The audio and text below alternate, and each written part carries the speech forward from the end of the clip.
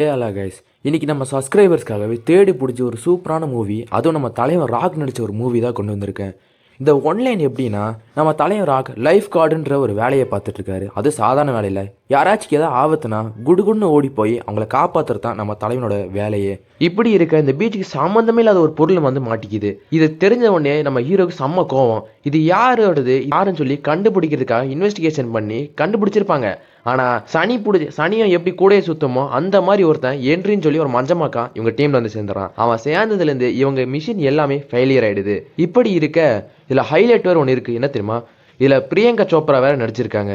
இப்பேற்பட்ட இந்த மூவியில் கடைசியில் அந்த இல்லீகல் பொருளோட ஓனர் யாருன்னு கண்டுபிடிச்சாங்களா இல்லையான்னு சொன்ன படம் தான் த பேவாட்ச்.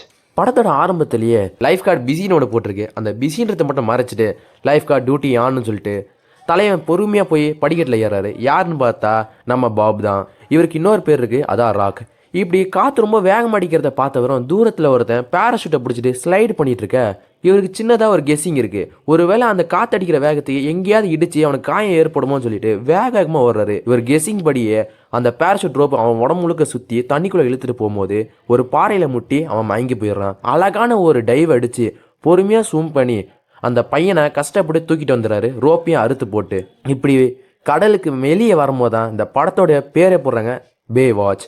இப்படி அந்த அடிப்பட்ட பையனை ஆம்புலன்ஸில் ஏற்றி அனுப்பும்போது, நீங்கள் தான் என்னோட கடவுள், நீங்கள் இல்லைனா நான் செத்து போயிருப்பேன், நீ பயப்பட வேணாம், நான் எப்பவுமே இந்த டியூட்டியில் இருந்துக்கிட்டே தான் இருப்பேன். இப்படி சொல்லிட்டு நம்ம பாபும் பொறுமையாக பீச் ஓரமாக சுற்றிக்கிட்டு இருக்க. அந்த இடத்துல தூரத்தில் பார்த்தா, ஏய் ப்ரோ, என்ன சின்ன உதவி தானே செஞ்சுருக்கேன், அதுக்கே எனக்கு தினமும் பூஜை பண்ணிகிட்டு இருக்கேன், நீ செஞ்சது சின்ன விஷயம் இல்லை, என் தங்கச்சி நீ பல தடவை காப்பாற்றிருக்க, உனக்கு வேற ஏதாவது உதவி வேணுமா, ஒரு சின்ன உதவி பண்ணு, என்னோட ட்ரைசெப்ஸ்லாம் இன்னும் பக்கம் பல்காக வை, அப்போ தான் நல்லா இருக்கும். அப்படி சொல்லிட்டு பாப் வேகமாக போயிட்டுருக்க. இன்னும் கொஞ்சம் தூரம் போனதில் இவருடைய ஃப்ரெண்டு போலீஸ்கார் ஒருத்தர் இருக்காரு. டேய் மறுபடியும் ஆரம்பிச்சிட்டியா, எதுக்கு இந்த சில்லற பசங்களை பிடிச்சிட்டு குடஞ்சிக்கிட்டு இருக்க, ஏய் இவங்க என்ன தப்பு பண்ணாங்க தெரியுமா, அங்கே பாரு நோ பார்க்கிங்கில் வண்டியை நிறுத்தி வச்சிருக்கானுங்க, அதெல்லாம் பிரச்சனை இல்லை, வா ஜாக்கிங் போகலாமா, என் பாடினா ரொம்ப ஒல்லியாக இருக்கா என்ன, உன்ன மாதிரி ஒர்க் அவுட் பண்ணுமா என்ன, அப்படிலாம் இல்லை, நீ பார்க்க ரொம்ப ஸ்லிம்மாக ஸ்மார்ட்டாக இருக்க, உனக்கு ஒரு விஷயம் தெரியுமா, எனக்கு மட்டும் ஒரு தங்கச்சி இருந்தா வச்சுக்கேன், உனக்கு தான் அவளை கட்டி வைப்பேன். அப்படி சொல்லிட்டு நம்ம பாபு இந்த பக்கம் போக, ஒரு சரி டேய் உனக்கு தான் தங்கச்சியும் இல்லை, எனக்கு கல்யாணம் ஆகலைன்னு சொல்லி நீ ரொம்ப கலாய்க்கிறல அப்படின்னு சொல்லி இந்த போலீஸ்காரர் ரொம்ப கோவப்படுறான்.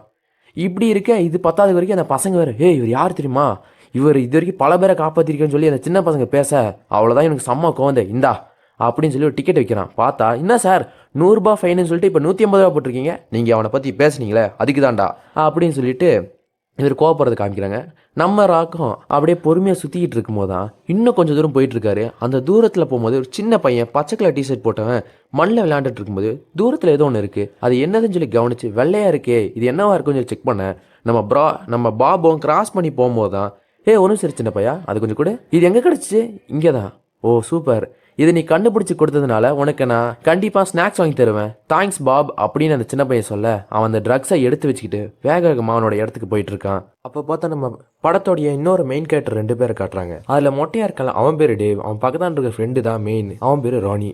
இவங்க 2 பேரும் இங்கே வந்து நின்றுட்டு இருக்க, டே இதுக்குடா இந்த பீச்சில் வந்து வெயிலாக அடிக்கிறது இங்கே நிற்க வச்சுட்டு இருக்க சொல்கிறா அப்படின்னு கேட்டால், இல்லை இந்த இடத்துல தான் இந்த ட்ரோன் நல்லா பறக்கும், ஏன்டா ஒரு உண்மையை சொல்லி கேட்டுட்ருக்க. அப்போ பார்த்தா ஒரு அழகான பொண்ணு தூரத்துலேருந்து இவங்கள பார்த்த மாதிரி வந்துக்கிட்டே இருக்க. இந்த பயவழி புரிஞ்சிருச்சு, ஓ ஃபிகரா அது அப்படின்னு கேட்க, இல்லை அப்படிலாம் கிடையாதுன்னு சொல்லிட்டு இருக்க. அந்த பொண்ணு வந்து நின்று, ராணி எப்படி இருக்க, அவ்வளோதான் தலைவன் ஃப்ரீஸ் ஆகிடுறான், அவனால் பேசவே முடியாமல் இருக்க. ராணி செலெக்ஷனில் சந்திப்போம் அப்படின்னு சொல்லிட்டு அந்த பொண்ணு போக, அப்போ நம்ம படத்தோடைய இன்னொரு மெயின் கேரக்டரா ஹென்ரின்னு சொல்லிட்டு ஒருத்தனை காட்டுறாங்க. அவன் ஸ்டைலில் பைக்லேருந்து இறங்கி வந்து அப்போ தூரத்தில் எலிசான்னு சொல்லிட்டு ஒரு அழகான பொண்ணு வருது. பயபலிக்கு பார்த்ததும் காதல் தான். சரிண்ணே, என் பேர் ஹென்றி, உன் பேர் என்ன அப்படின்னு பேச்சு கொடுத்தா மூஞ்ச கூட பார்க்காம அந்த பொண்ணு அப்படியே போயிட்டுருக்கு.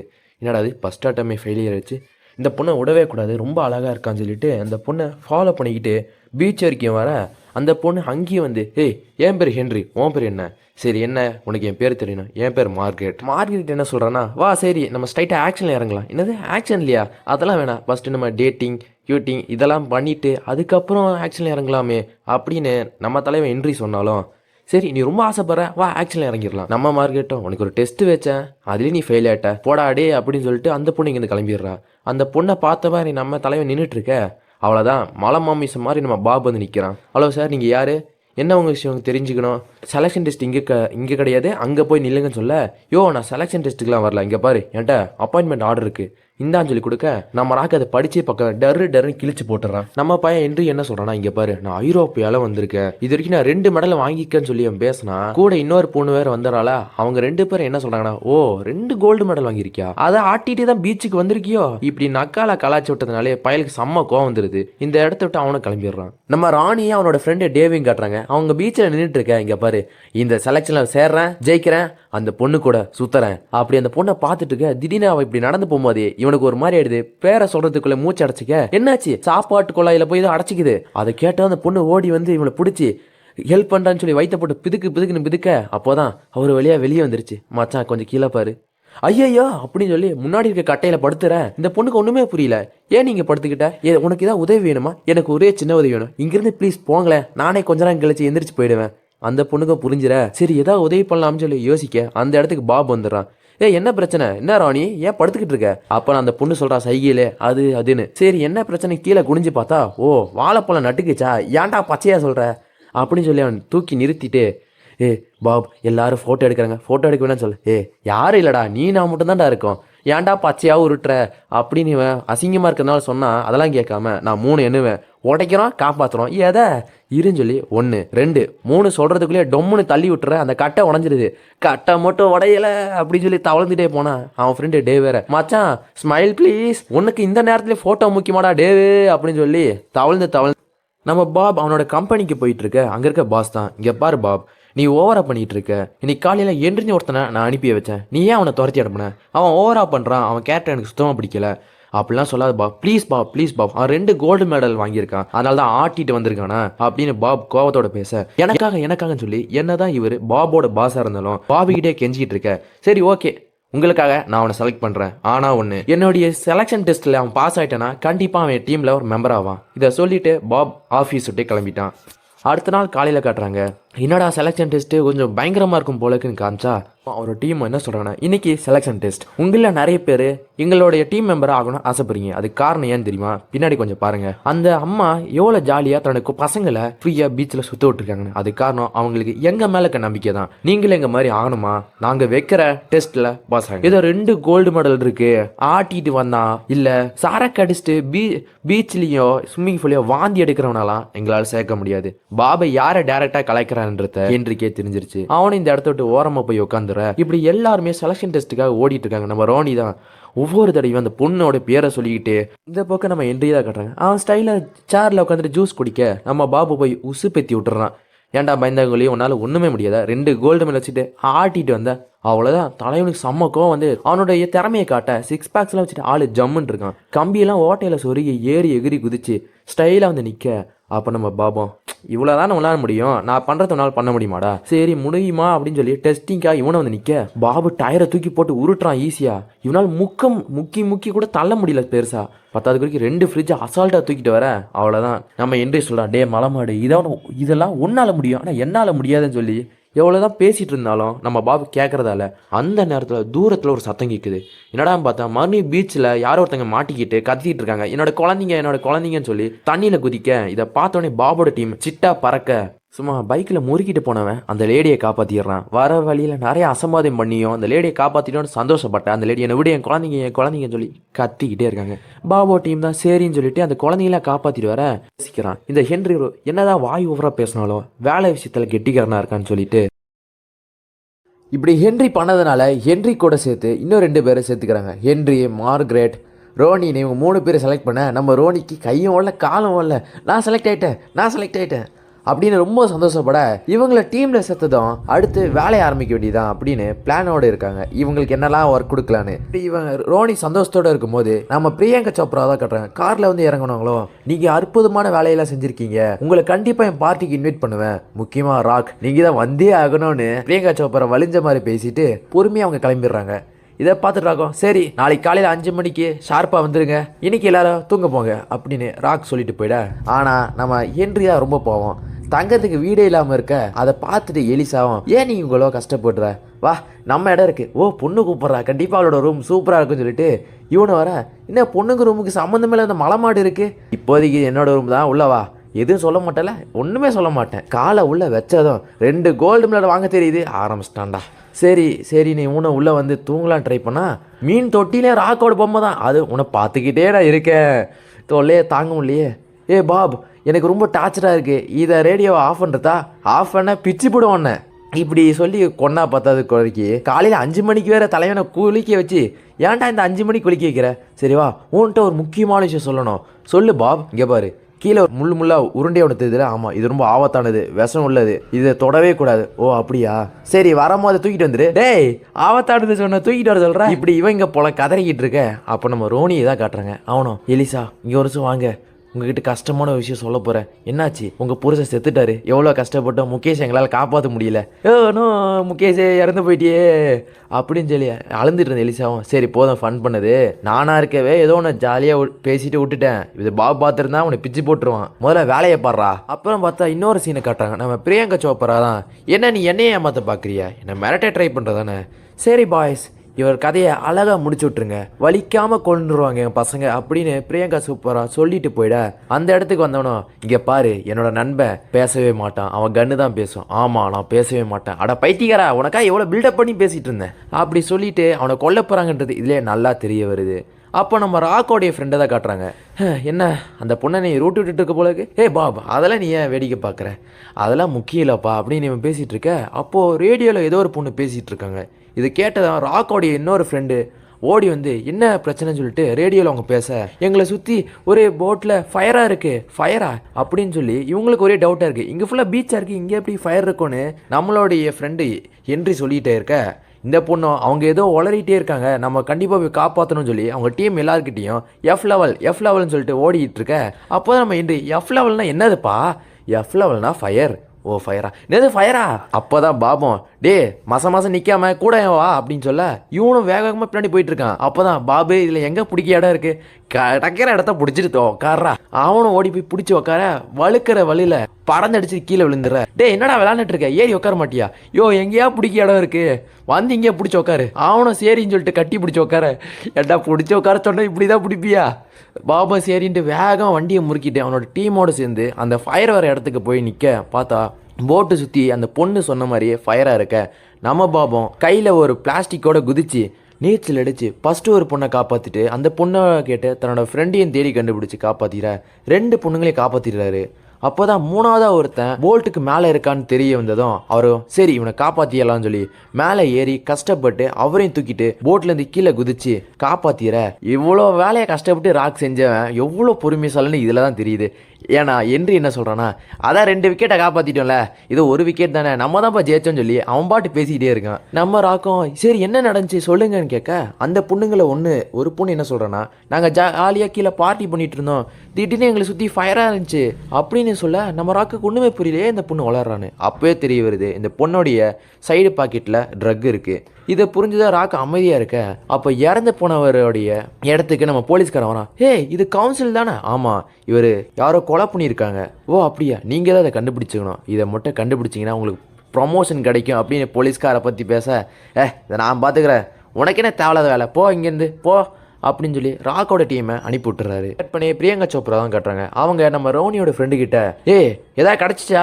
அவன்கிட்ட சுத்தமாக காசு இல்லை, அந்த பீச் ஓரமாக இருக்க 2 பங்களாவை தவிர அவன் கையில் ஒன்றுமே இல்லைன்னு சொல்ல, சரி பரவாயில்ல இதுவே நமக்கு போதுமானதுதான் சொல்லி பிரியங்கா சோப்ரா பேசிட்டு இருக்கும்போது நம்ம ரோனியோட ஃப்ரெண்டும், இங்கே பாரு நீ கொடுக்குற காசு எனக்கு சுத்தமாக பத்த மாட்டேங்குது, எக்ஸ்ட்ரா தந்தினா எனக்கும் நல்லது, உன்னே நான் போட்டு கொடுக்க மாட்டேன்.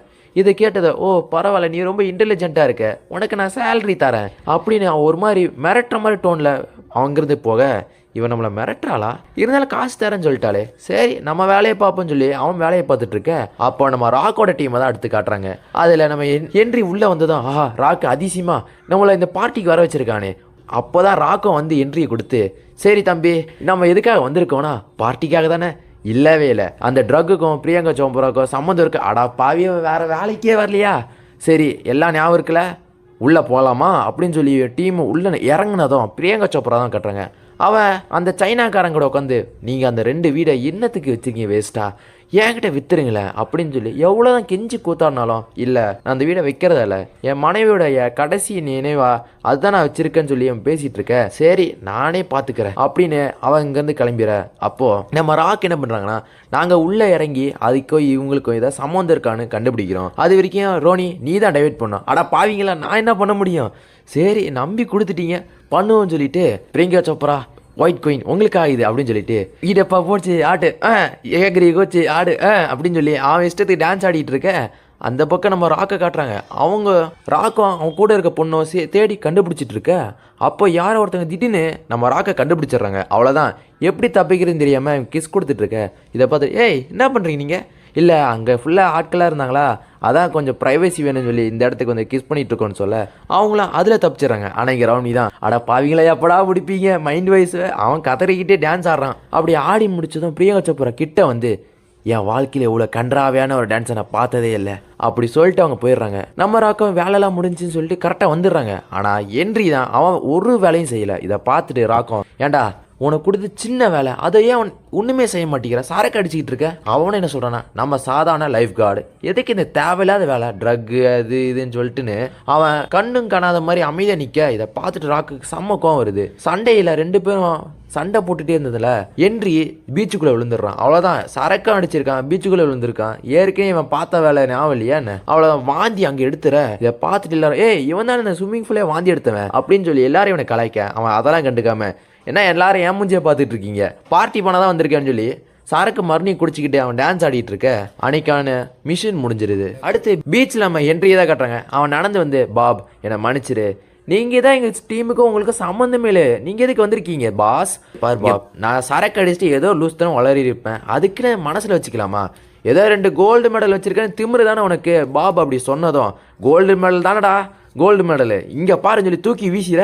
பார்த்தல நான் கோல்டு மெடலை தூக்கி வீசிட்டேன், ஆனால் இன்னொன்று இருக்கு டே அது ஒன்றாச்சும் இருக்கட்டும்டா ப்ளீஸ்ரா அப்படின்னு கெஞ்சி கூத்தாடி மறுபடியும் அந்த டீமில் சேர்ந்துற. அவ்வளோதான். அடுத்து இவங்க எங்கே போயிருக்காங்கன்னா கவுன்சிலரோட டெட் பாடியை அனலைஸ் பண்ணி போயிருக்காங்க. ஏன்னா ரிப்போர்ட்டில் ஒன்று இருக்குது ஆனால் அவன் டெட் பாடியில் ஒன்று மாதிரி இருக்குது. ரிப்போர்ட்டில் ஹார்ட் அட்டாக்னு போட்டிருக்கு ஆனால் அவன் டெட் பாடியில் ஃபுல்லாக எலும்புல அதிகமாக உடஞ்சிருக்கு, யாரோ கழுத்தெலும்பு உடச்சிருக்காங்க. இதை பார்த்ததும் இவங்க அந்த மார்க்கிங்கெலாம் ஃபோட்டோ எடுத்துகிட்டு இருக்க. அப்போ யாரோ ஒரு சத்தம் கேட்குது. அவ்வளோதான், பணப்பெட்டியோட பணமாக இவங்க படுத்து தூங்கிட்டு இருக்க. அப்போ தான் பாப் இந்த இடம் ஒரு மாதிரி நாருது, ப்ளீஸ் இடத்த மாற்றிக்கலாம், அமைதியாக கொஞ்ச நேரம் இருறா அவங்க வந்துட்டு இருக்காங்கன்னு சொன்னதும் இந்த பொண்ணு ஃபோனை எடுத்து வீடியோ ஆன் பண்ணிடுறா. கரெக்டாக அவங்க பாடியை பார்த்துட்டு அந்த மார்க்கிங்லாம் ரிப்போர்ட்டையும் அழித்து வேற ஒன்று எழுதிக்கிட்டு இருக்க. அதை அந்த பொண்ணு அழகாக வீடியோ எடுத்துடுறா. அந்த நேரம் பார்த்து இந்த பொண்ணோடைய அம்மா ஃபோனை போட ஐயோ ஆத்தா இந்த நேரமாக நீ ஃபோனை போடணும்னு சொல்லி கட் பண்ணுறதுக்குள்ள அந்த பொண்ணு வீடியோ எடுக்கிறா அப்படின்னு சொல்லி ஃபோனை பிடிங்கிட்டு ஓட. அவ்வளோதான், நம்ம பாபுக்கு வரிஞ்சு பாருங்க கோவம். அவங்கள பிடிச்சாங்கன்னு சொல்லிட்டு வேக வேகமாக பின்னாடி துரத்திக்கிட்டு இருக்காரு. அவனும் தண்ணியில் குதித்து போட்டை ஓட்டிகிட்டு ஓட, இவரை தண்ணியில் குதித்து போட்டை முறுக்கிட்டே ஓட.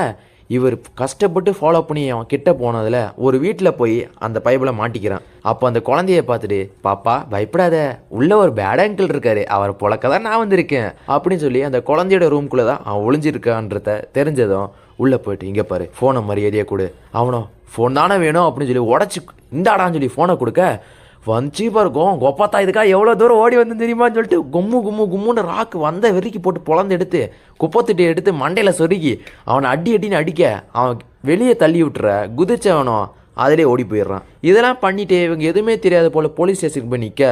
போலீஸ்காரனும் உங்கள் பாஸ் வந்திருக்காரு பாருங்கள். பாஸ் நீங்கள் எதுக்கு வந்திருக்கீங்க, உங்கள்கிட்ட ஒரு முக்கியமான விஷயம் சொல்லணும். அதோட நான் ஒரு முக்கியமான விஷயம் சொல்லணும், நீங்கள் சாதாரண லைஃப் கார்டு தானே, எதுக்கு போலீஸ் பண்ணுற வேலையெல்லாம் பண்ணிட்டு இருக்கீங்க, அமைதியாக இருக்க முடியாதான்னு சொல்லி அவன் பாஸ் கத்த. இல்லை பாஸ் அவங்க தப்பான விஷயம் நிறைய செஞ்சுருக்காங்க, ட்ரக்குக்கு சம்மந்தம் இருக்குது, அந்த பிரியங்கா சோப்ராக்கும் ட்ரக்குக்கு சம்மந்தம் இருக்குது, 10வது வரைக்கும் கவுன்சிலெலாம் அவங்க தான் போட்டு தள்ளியிருக்காங்க. ஏன்னா கவுன்சிலர் நார்மலாக சாகலை, யாரோ கழுத்தை திருகி இருக்காங்க, அதனால எலும்பு நொறுங்கி இருக்குன்னு சொல்ல இதெல்லாம் அவங்க நம்பவே இல்லை. சரி இதெல்லாம் சொல்கிறீங்களே ஆதாரம் எதாக இருக்கா, அந்த பொண்ணு ஒன்று ஃபோனில் வீடியோ எடுத்தேன். ஓ அப்படியா, அந்த ஃபோனை எங்கே, அதை உடச்சி போட்டாங்க. என்ன சொல்கிறேன்னா இனிமேல் இந்த மாதிரி ஏதாவது வேலையை பார்த்தீங்கன்னா உங்களை வேலையை விட்டு தூக்கிடுவேன். இது கேட்டதும் பாபும் என்றியும் பொட்டி பாம்பா அடங்கியிருப்பாங்க. பார்த்தா அடுத்த நாள் காலையிலேயே இங்கே தான் பிரியங்கா சோப்ரா ட்ரக்ஸை கடத்திட்டு இருக்கான்னு சொல்லி பைனாகுலரில் பார்த்துக்கிட்டு இருக்க. இவங்க இந்த பக்கம் வந்துட்டாங்களே, அந்த பக்கம் தான் லைஃப் கார்டு யாருமே இல்லை. அதனால என்ன ஆகிடுதுன்னா அங்கே ஒரு ஷார்க் அட்டாக்ல ரோனியோட ஃப்ரெண்டு செத்து போயிட்டான்னு சொல்லி ஒரு நியூஸ் வர. இது எதுவுமே தெரியாமல் இவங்க அங்கே இன்வெஸ்டிகேஷன் பண்ணிட்டு வந்துடுறாங்க. பாஸுக்கு செம்ம கோவம். பாப், நான் சொன்னதை மீறி நீ அங்கே போயிட்டல, இங்கே பாரு உன்னை இந்த வேலையை விட்டு தூக்கிறேன் அப்படின்னு பாபை துரத்தி விட்டுற. பாபா அமைதியாக இங்கேருந்து போயிடுறான். இங்கே பாரு ஹென்றி, அடுத்து நீ தான் பாபுக்கு அடுத்து இந்த டீமுக்கு லீடர்னு சொல்ல. அவ்வளோதான். அவனும் ஃபஸ்ட்டு வேணான்னு தான் சொல்கிறான். ஆனால் இவன் ஒன்னேன்னு தான் சொல்கிறான். உனக்கும் ஒரு வேலையும் கிடையாது, இந்த வேலையும் போயிடுச்சுன்னு வச்சுக்கேன், கடைசியில் சோத்துக்கு நீ சிங்கி அடிக்க வேண்டியதான். இதை கேட்டதான் சரி நான் இந்த லீடர் பதவி ஏற்றுக்கிறேன்னு சொல்லி ஹென்றி ஒத்துக்க. ஹென்றி எதனால ஒத்துக்கிட்டான்னு அவன் டீம் மெம்பர்ஸ் கிட்ட சொல்லலை. டீம் மெம்பர்ஸ் அதனால இவன் ரொம்ப கெட்டவன், இவன் ஏற்கனவே பாபா ரொம்ப வெறுத்துட்டு இருந்தான்னு சொல்லிட்டு இவனை டீம் விட்டு ஒதுக்கிடுறாங்க. நம்ம பாபா காட்டுறாங்க, அவருக்கு ரொம்பவே சுத்தமாக பிடிக்காத வேலை ஃபோன் வேலை தான். இந்த நோக்கியா ஃபோன் நல்லா இருக்குன்னு சொல்லி அவருக்கு சுத்தமாக பிடிக்காத அந்த ஃபோன் வேலையை பார்த்துட்டு இருக்க. இந்த பக்கம் நம்ம ஹென்ரியை காட்டுறாங்க. என்னதான் அவன் கூட எல்லாருமே இருந்தாலும் பாப் இல்லாதனாலே அவனுக்கு வாழ்க்கையே ஒரு மாதிரி வெறுத்து போகிற மாதிரி இருக்குது. இப்படி இவங்க ரெண்டு பேருமே கஷ்டப்பட்டுட்ருக்கு, அங்கேயும் இங்கேயும் ஒரு மாதிரி கஷ்டத்தோடு போயிட்டுருக்க. அப்போது பாபை காட்டுறாங்க. என்னது என் சிசி போல் ஃபோனை விற்றுக்கிட்டு இருக்கான், இங்கே பாரு நான் உனக்கு எவ்வளோ கஷ்டப்பட்டு இந்த கலையை கற்றுக் கொடுத்துருக்கேன், நீ பாட்டு இங்கே ஃபோனை விற்கிறியா, அதெல்லாம் கூடாதுன்னு சொல்லி அட்வைஸை போட்டு பாபா திரும்ப அங்கே அனுப்புறதுக்காக அவர் பேசிக்கிட்டு இருக்க. இந்த பக்கம் நம்ம ஹென்ரியை காட்டுறாங்க. அவனுக்கு செம்ம கோவம் வந்துடுது. பாபு எதுக்காக போனான், இந்த ட்ரக்கை கண்டுபிடிக்கதான். அவன் கண்டுபிடிக்காத அந்த ட்ரக்கை நம்ம கண்டுபிடிக்கணும்னு சொல்லி தன்னோட டீமை பிரியங்கா சோப்ராவை கையும் களமாக பிடிக்கிறதுக்காக தயார் செஞ்சிட்டு இருக்க. இவங்க டீம் எல்லாரும் போட்டுக்குள்ளே இறங்கினதுமே அப்போது நம்ம ராக்கோடைய ஃப்ரெண்டான ஒரு பொண்ணு இருப்பாள், அந்த பொண்ணை தான் கட்டுறாங்க. அவள் உள்ளே போனதும் போட்டுக்கு மேலே போனதும் ஒரு மாதிரி சரக்கு போதையில் சுற்றிக்கிட்டு இருக்க. ஒரு பையனும் இவன் இந்த பொண்ணு ரொம்ப அழகாக இருக்கா, இவகிட்ட எதாவது செய்யலான்னு சொல்லிட்டு கிட்ட போய் அழகாக பேசிகிட்டு இருக்க. அவளை எனக்கு போதை ஒரு மாதிரி ஏறிடுச்சுன்னு சொல்லி வாந்தி எடுக்க ட்ரை பண்ணுறா. இவனும் அந்த பொண்ணுக்கு என்ன ஆயிடுச்சுன்னு சொல்லிட்டு கிட்ட என்னம்மா ஆச்சுன்னு சொல்லி கேட்க தான் போனான். அடுத்த நிமிஷம் ஓங்கி ஒரு அடி. பார்த்தா இவ்வளோ நேரம் பண்ணது எல்லாமே நடிப்பு, வேணுன்னு தான் இதை பண்ணியிருக்கா. இந்த சத்தத்தை கேட்ட ரோனியும் கூட இருக்க எலிசா ஓடி வந்து பார்க்க. அப்போ தான் தெரியுது இவனை அடிச்சு போட்டாங்கன்னு. அப்போ அவனை அடிச்சு போட்டதும் சத்தம் இன்னொன்று கேட்குது. பார்த்தா அந்த சைனாக்காரனை இங்கே தான் கட்டி போட்டு வச்சுருக்காங்க கொலை பண்ணுறதுக்காக. அவனை பார்த்ததும் அவுத்தோட ட்ரை பண்ணிகிட்டு இருக்க. அந்த நேரம் இன்னொருத்த வந்துடுறான். வந்தவனை இவங்களை பார்த்ததும் கன் எடுத்து சுட ட்ரை பண்ண. இதை பார்த்த மார்க்கெட்டும் தான் டீமுக்கு எதுவும் ஆயிடக்கூடாதுன்னு சொல்லிட்டு பின்னாடி மண்டையிலே ஓங்கி ஒரு அடி அடிக்கிறான். அவன் கீழே விழுந்ததும் ஓ மை காட் அவனுக்கு எதாவது ஆயிடுச்சா பாருங்கன்னு சொல்ல அதை செக் பண்ணுறாங்க. அவன் உயிரோட தான் இருக்கான்னு தெரிய வருது. அப்போ தான் நம்ம மார்க்கெட் ஒரு முக்கியமான விஷயம் சொல்கிறான். இங்கே பாருங்கள், பின்மண்டையில் அடித்ததுக்கப்புறம் நம்மளோட மார்க்கெட் ஒரு முக்கியமான விஷயம் சொல்கிறான். இங்கே பாருங்கள், ஹென்றி எப்படியோ கண்டுபிடிச்சிட்டான் அந்த ட்ரக்ஸ் எங்கே இருக்குன்னு. இனி இங்கே இருக்கிற ஒவ்வொரு நிமிஷம் நம்ம உயிருக்கு உத்தரவாதம் இல்லை, வாங்க இவரை காப்பாற்றி கூப்பிட்டு போகலாம். அந்த நேரம் ராணியோட கேர்ள் ஃப்ரெண்ட் என்ன சொல்கிறான்னா, இங்கே பாருங்க நானும் ராணியும் இங்கேயே இருக்கோம், நீங்கள் போங்க நாங்கள் பார்த்துக்குறோன்னு சொல்லிட்டு அவங்க ரெண்டு பேரும் இங்கேயே இருக்க. வரும்போது தான் ஒரு விஷயம் தெரிய வருது, ஹென்ரியை இப்போ வரைக்கும் காணோம். அப்போது காய்ஸ் ஒரு குட் நியூஸ் இருக்குது, ஒரு பேட் நியூஸும் இருக்குது. குட் நியூஸ் என்னென்னா நான் ஹெல்ப் ஆல்ரெடி கேட்டுட்டேன், நமக்கு உதவி இன்னும் கொஞ்ச நேரத்தில் வந்துடும். ஒரு பேட் நியூஸ் என்னென்னா வில்லிக்கிட்ட நம்ம ஹென்றி மாட்டிக்கிட்டான். கூண்டோட தள்ளி விட்டுற தண்ணியோட ஆழத்தில் போக மூச்சு விட முடியாமல் கஷ்டப்பட்டுட்டு இருக்க. அந்த நேரம் மார்கரெட் தண்ணிக்குள்ளே குதிச்சு ஸ்விம் பண்ணி கரெக்டாக ஹென்றி கிட்ட வந்து கூண்டை திறந்து ஆக்சிஜனை அப்படியே முத்தம் மூலியமாக தர இவனுக்கு ஒரே சந்தோஷம். ஆஹா எனக்கு ஒரு பொண்ணு முத்தம் கொடுத்துட்டானா ரொம்ப சந்தோஷப்பட. நம்ம ஹென்றி ஆனந்தத்தில் இருக்கும்போது என்னது இவன் மூஞ்சி முழுகட்டின்னு இருக்கோம், இப்போ என்ன ரஃப்பாக இருக்கேன்னு சொல்லி தொட்டு பார்க்கும்போது நல்லா அப்போ தான் தெரிய வருது அது பொண்ணு இல்லை ராக்குன்னு. அடா பாவி பைத்தியக்கார நீயாடா, ஐயோ ராக்கு ஐயோ கன்றாவி தாங்க முடியலேன்னு சொல்லி அந்த தண்ணியிலே அவனால் வாந்தி எடுக்க கூட முடியல. அவ்வளோ ஒரு அசிங்கமான விஷயம் நடந்திருக்க.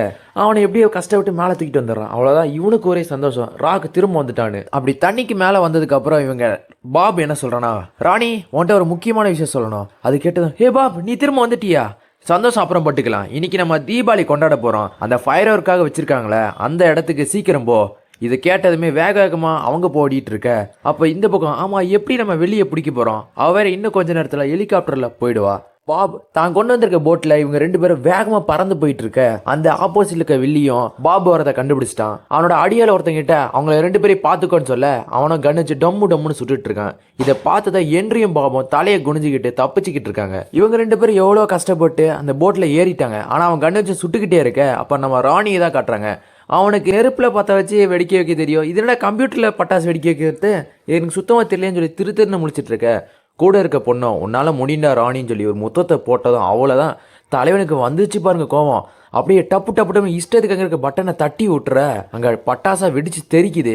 நம்ம வில்லியை காப்பாற்ற வந்த ஹெலிகாப்டரால் கிளியராக எந்த இடத்துல ஸ்பாட்டில் இறங்குறதுன்னு தெளிவாக தெரியாதனால அவங்களால கீழே வர முடியல. இதை பார்த்ததுக்கு வில்லிக்கு செம்ம கோவம். அங்கே என்ன பிரச்சனை, விக்டோரியா இங்கே ஃபுல்லாக பட்டாசா வெடிச்சிட்டு இருக்கு, என்னால் இறங்க முடியல, எப்படி இறங்குறதுன்னு தெரியல, நான் வேணா ரோப் மாதிரி ஒன்று போகிறேன் அதில் ஏறி வாங்க. இதை கேட்டதான் அவ்வளோ மறுபடியும் திருன்னு முழிச்சிக்கிட்டு, இது காரணம் அவனுங்க தான் தெரிஞ்சதும் அவங்கள எப்படியாச்சும் முடிச்சு விட்டுருன்னு தன்னோட இன்னொரு அடியாள்கிட்டையும் அவள் ஆர்டர் கொடுக்குறா. உடனே இவங்க 2 பேருக்குள்ளேயே சண்டை வந்துட்டு இருக்க தூரத்தில் இருக்க அந்த கருப்புனா இவங்களை கண்ணால் சுட்டுக்கொள்ளலான்னு ட்ரை பண்ணுறான். ஆனால் அங்கே இடம் ஃபுல்லாக பட்டாசு வெடிக்கிறதுனால குறிப்பாத்து சுட முடியல. இந்த சான்ஸை யூஸ் பண்ண ஹென்ரியும் இறங்கி போய் அந்த கருப்பனை அடித்து தூக்கி போட்டு தண்ணியில் கடைசிற அவன் தண்ணியில் விழுந்து ஒருத்தன் நாக் அவுட் ஆயிடுறான். வெள்ளைக்காரனும் ரொம்ப நேரம் சண்டை போட்டுகிட்டே இருக்க நம்ம பாபா அவன் கூட போட்ட சண்டையில் ஒரு WWE லாக்கை போட்டு தூக்கி ஓரம் போட்டுற கீழே வந்து அவனுக்கு கை உடஞ்சிருது. இனி வில்லியை பிடிக்கலாம் ட்ரை பண்ணலான்னு திரும்புறதுக்குள்ள வில்லி கண்ணால் சுட்டுறா. அவ்வளோதான், நம்ம ராக் உடம்புல புல்லட் இறங்கினதும் அந்த புல்லட் வாங்கினதோட டொம்முன்னு தண்ணிக்குள்ளே விழுந்துடுறாரு. அவ்வளோதான் போச்சு. பாப்னு சொல்லி கத்திக்கிட்டே ஹென்றி மேலே வந்து பார்க்குறான். தூரத்தில் அந்த வில்லி இருக்க செம்ம கோவம் வருது. நீ பாபை கொண்டுட்டு அவனை சும்மா விட மாட்டேன்னு கிட்ட வர அவன் நெத்தி போட்டில் கண்ணை வச்சுட்டு இங்கே பாரு உன்னை எனக்கு கொல்ல விருப்பமே இல்லை, மரியாதையே இங்கேருந்து போயிடு. இது கேட்காம அவன் பாட்டு நின்றுட்டு இருக்க. அப்போ விக்டோரியான்னு கத்திட்டு ஒரு சத்தம் கேட்குது. பார்த்தா பாப் இன்னும் சாகலை. அவன் வந்து நிற்கிறத பார்த்ததும் இவன் சந்தோஷப்பட ஹென்றி வில்லி சும்மா இருப்பாளா பாபு கிட்ட தப்பிக்கிறதுக்காக ஹென்ரியோடைய கழுத்தில் கண்ணை வச்சுட்டு இங்கே பாரு ஏதாவது ஒரு ஸ்டெப் முன்னாடி வச்சாலும் நான் இவனை கொன்றுவேன். அவனை என்ன பண்ணுறது தெரியாம திருன்னு முழிச்சிட்டு இருக்க பாபு கிட்ட சத்தம் கேட்குது. என்னடா சத்தம்னு பார்த்தா பட்டாசு வெடிக்கிறதுக்காக கொஞ்சம் கொஞ்சமாக பொறி தட்டும் தெரியுமா, அந்த மாதிரி பக்கத்தாண்ட ஒரு சத்தம் கேட்க இதை பார்த்ததுமே பாபுக்கு ஒரு பிளான் பண்ணிடுறான். விக்டோரியா உன்ன மாதிரி விஷப்பாம்புகளை நான் விட மாட்டேன் அடக்கி மாட்டேன் அப்படின்னு இஷ்டத்துக்கு நம்ம பாபு பாட்டு பேசிக்கிட்டே இருக்க. ஏன் இதுக்கு லூஸ் மாதிரி பேசிக்கிட்டே இருக்கான், ஒன்றுமே புரிய மாட்டேங்குதுன்னு சொல்லி நம்ம வில்லி யோசிக்கும் போது அப்போ நம்ம பாப் பிளான் ஆரம்பிக்கலாம் வேண்டியதான் சொல்லி அந்த பட்டாசை தூக்கிட்டு ஹாப்பி தீபாவளி விக்டோரியா அப்படின்னு சொல்லி டப்புன்னு அந்த பட்டாசுலேருந்து வந்த தீப்பொறி விக்டோரியா பார்த்து ஒரு அடி அடிக்க அவள் தெரிச்சிடுறா. ஹென்ரியும் கீழே விழுந்துட்ட. டேய் என்னடா இவ்வளோ கொடூரமாக கொண்டு இருக்க. அதை சொல்லிட்டு பாபை பார்த்தா அவன் உடம்புல புல்லட் ஆல்ரெடி இறங்குச்சுல, உடம்புல இருந்து புல்லட் இறங்கிருச்சு, என்ன சீக்கிரம் ஹாஸ்பிட்டலுக்கு கூப்பிட்டு போன்னு சொல்லி முட்டி போட்டுட்ருக்க. விக்டோரியோடைய ஷூ விழுது. அவ்வளோதான். ஓ இது வெறும் செருப்பு தானா டப்புன்னு விக்டோரியோடைய கை விழுக. அதை பார்த்துட்டு இவன் கத்துறான். ஓனோ முடியல. ஆனால் பாப் சிரிச்சுக்கிட்டே அழகான பொண்ணு கையை கொடுத்தா ஏண்டா பயப்படுற ஐயோ அப்படின்னு சொல்லி இவன் கத்திக்கிட்டு இருக்க. அவ்வளோதான் வில்லியை முடிச்சாச்சு. போலீஸ்க்கு உண்மையை தெரிஞ்சதும் போலீஸ்காரனே வந்து பாப் என்னை மன்னிச்சிரு, நிறைய தடவை தப்பா நினைச்சிட்டேன், நீ எனக்காக தான் உதவி பண்ண ட்ரை பண்ணியிருக்க, சரி விடுங்க இதெல்லாம் ஒரு பிரச்சனையான்னு சொல்லி பிரிஸ்ட் பம்ப் போட்டுட்டு இதை நம்ம எல்லாரும் சேர்ந்து தான் தடுத்துருக்கோன்னு சொல்லி பாபு நம்ம எல்லாரையும் ஒன்றா சேர்த்து பேசிகிட்டு இருக்க. அந்த நேரம் இவங்களுடைய பாஸ் வந்துடுறாரு. ஏ பாப் நீ எதுக்கு இங்கே வந்த, நீ பீச்சில் கால் வச்சதே தப்பு அப்படின்னு அவன் வாயை திறந்து பேசிக்கிட்டே இருக்க. அந்த இடத்துக்கு வந்த ஹென்றி ஹலோ பாஸ் அப்படின்னு சொல்லி கூப்பிட இவனை என்னன்னு சொல்லி திரும்பணும் உடனே பொங்குன்னு குத்து வைக்கிறான். ஏன்னா இவன் லஞ்சம் வாங்கியிருக்கான்ற விஷயத்த ஆல்ரெடி வில்லி சொல்லியிருக்கா. இதை கேட்டதான் அவன் ஓங்கி ஒரு குத்து வச்சிருக்கான்ல, அந்த குத்தை பார்த்துட்டு எல்லாரும் மிரண்டு போக பாபம் இவன் லஞ்சம் வாங்கின காரணத்துக்காக இவனை தூக்கி ஜெயில போடுங்க. இந்த படம் எண்ட் ஆஃப் சீனில் நம்ம பாபோடைய மாஸ்டரை தான் காட்டுறாங்க. ஏண்டா பாபு நீ மட்டும் இந்த படத்தில் எல்லா சீன்லேயும் வந்துக்கிட்டே இருக்க, நான் எப்படா ஏதாவது சீனுக்கு வருவேனா மாட்டேனா, உன்ன மாதிரி நான் பல்காகணும்டா என் பாடி, நீங்கள் கவலைப்படாதீங்க மாஸ்டர், கண்டிப்பாக நீங்கள் பார்ட் 2ல் வந்து சேருவீங்க அப்படி சொல்லிட்டு இந்த படம் முடியுது.